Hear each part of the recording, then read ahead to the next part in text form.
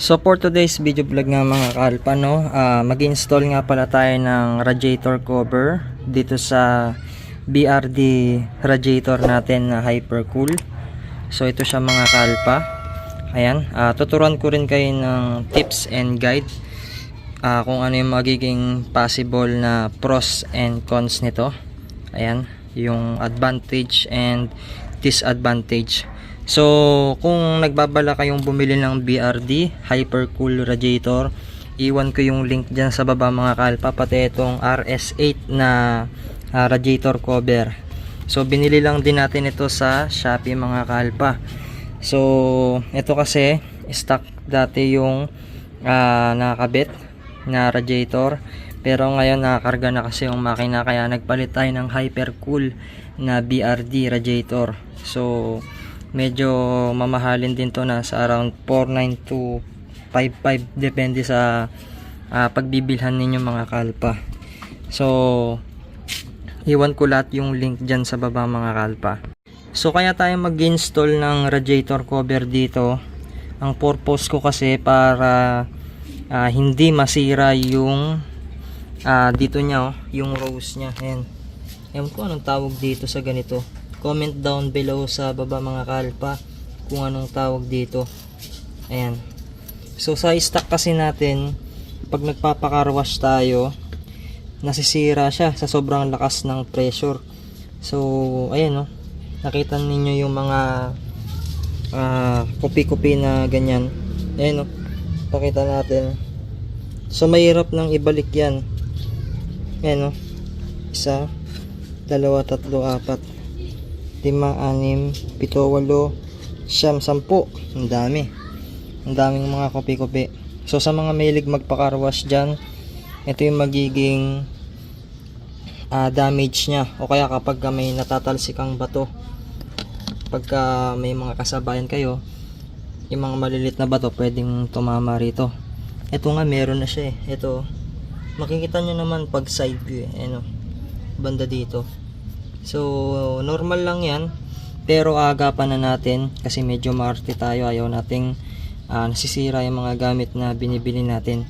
Kaya ito, bumili tayo ng cover para pang sangga dito. And kahit papano ay mapoproteksyonan yung radiator natin.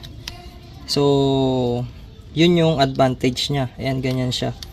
Marami namang mga pagpipilian na design. So ito na lang yung pinili ko kasi may pula. Ayan, oh. Ayoko na nung BRD para kunwari naka RS8 tayo na panggilid. Ayan, pang fake lamang. So tinanggal ko na lang din yung mga pandikit dito. Kasi dito natin ilalagay yung pandikit. Kasi meron yan dito sa taas eh. Para dun sa stock. Kaya tinanggal ko siya. Didikit naman siya dito. Pag gusto mong tanggalin, may iwan siya dyan. Syempre, mainit yung makina, mainit din tong radiator cover. Mahirap siyang tanggalin, diba? Susungkitin mo pa.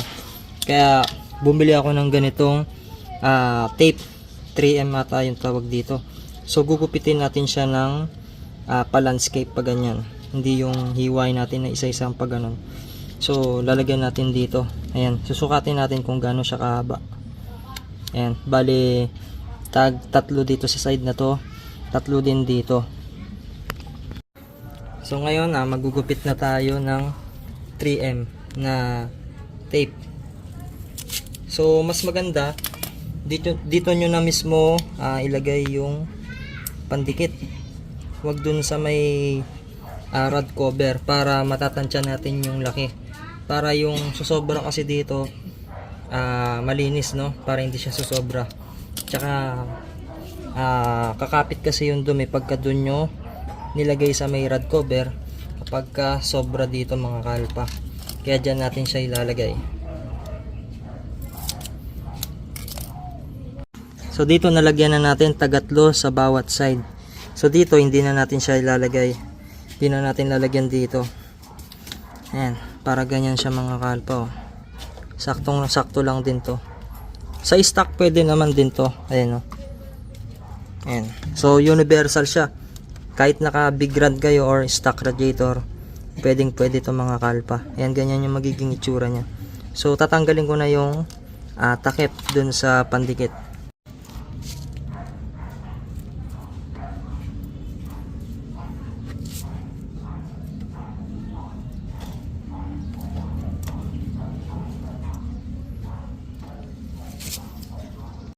So after nating matanggal, and tansyahin nyo lang kung hanggang saan ninyo ilalagay o ipepesto o ilalapat yung radiator cover. Ayan.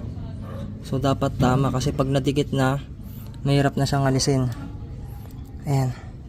So i-push lang natin pataas para kumapit na siya.